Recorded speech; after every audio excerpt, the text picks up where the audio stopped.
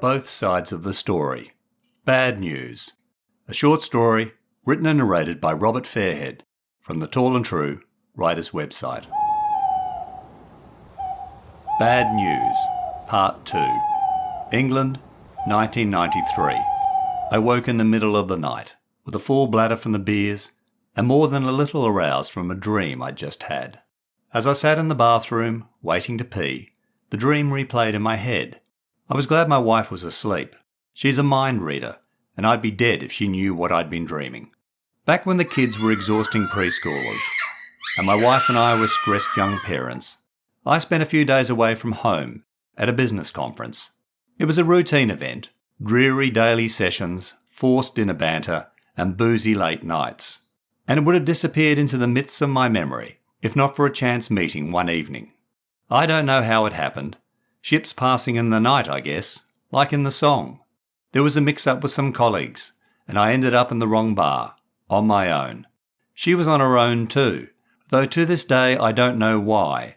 I bought her a drink, she reciprocated. One thing led to another, and, well, we chatted about life, the universe, and everything. It was the most stimulating conversation I'd had with a woman since before the kids were born, when my wife and I weren't too tired to talk in the evenings. The hours flew by, and it was near dawn when we eventually said goodbye. We wished each other well and exchanged pecks on the cheek, but nothing more. We didn't even swap phone numbers. When I returned home from the conference, I was racked with guilt, which wasn't fair because I'd done nothing wrong.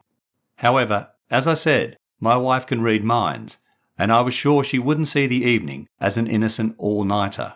So I said nothing and tried putting the chance meeting and conversation out of my head. But the truth is, I never forgot it or her.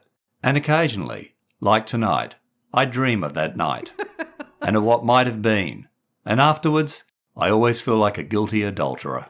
I flushed the toilet, washed my hands, and looked at myself in the bathroom mirror. How different was I from the politician on the TV news who'd resigned over the extramarital affair? Okay, mine wasn't a full-on fling, but I have to admit, the thought may have crossed my mind. And hadn't I kept the evening a secret? Now I felt some sympathy for him, thinking about my indiscretion. But what about the other news items? Could I sympathise with them as well? What drives Bosnians, many of whom have been neighbours for centuries, to hate each other? Do they ever regret the destruction and killing? Then there was the father who'd beaten his kids. Why hadn't the mother reported him to the police, or taken the kids, and left him? And what of Winston and his meteoric fall from the record books? Would I risk cheating with drugs for the chance of fame and fortune? I asked the man in the mirror these questions, but he had no answers. Perhaps after the skirmish with my Rambo wife tonight, God, you're pathetic, it was good enough that I was asking the questions. I slipped back into bed, but lay awake for a while, staring at the shadows flickering across the ceiling, still thinking about the evening news items. My wife had been right, as usual. The problem with the news is it's one-sided. Later on, I dreamed again, though not that dream. I was walking along a crowded street, and every so often I'd stop and talk to someone.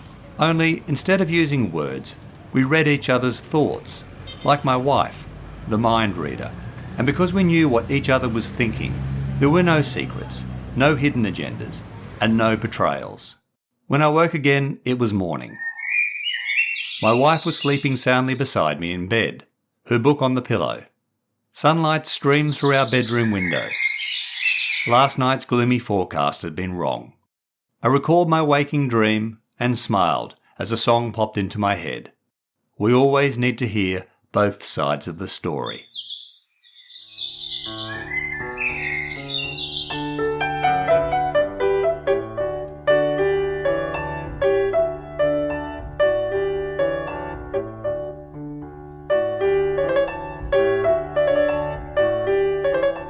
Hi, I'm Robert Fairhead from Tall and True Short Reads and the Tall and True Writers website. In 1994, I needed an idea for a short story for the annual Ian St James Awards. The news back then was full of items about bad people for whom the public, including me, felt little sympathy. Then one day, I saw Phil Collins's hit song Both Sides of the Story on MTV, and the music video's scenes of violence, juxtaposed with backstories, set me thinking, could I show both sides of the news in a short story? I wrote both sides of the story as 4 self-contained vignettes, or news items, and a 5th piece that ties together and resolves the larger story. Bad News is that final piece, presented in 2 parts for the podcast.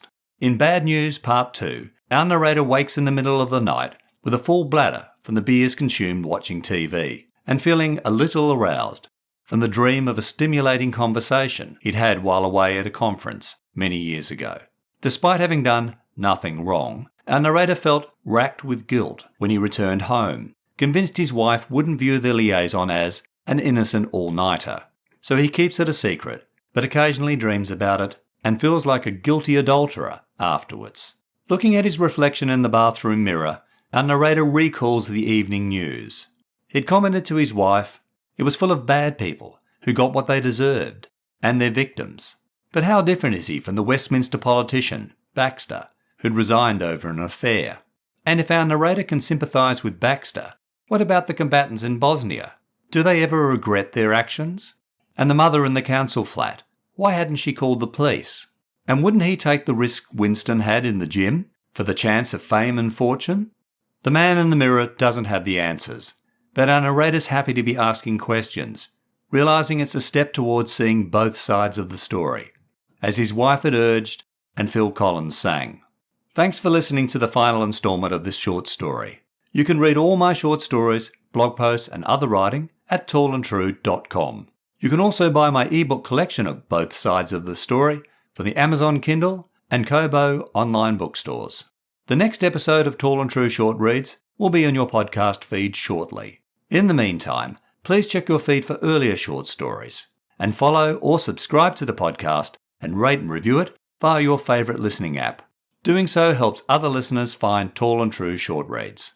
And finally, please support this podcast by telling your family and friends about Tall and True Short Reads and the Tall and True Writers website.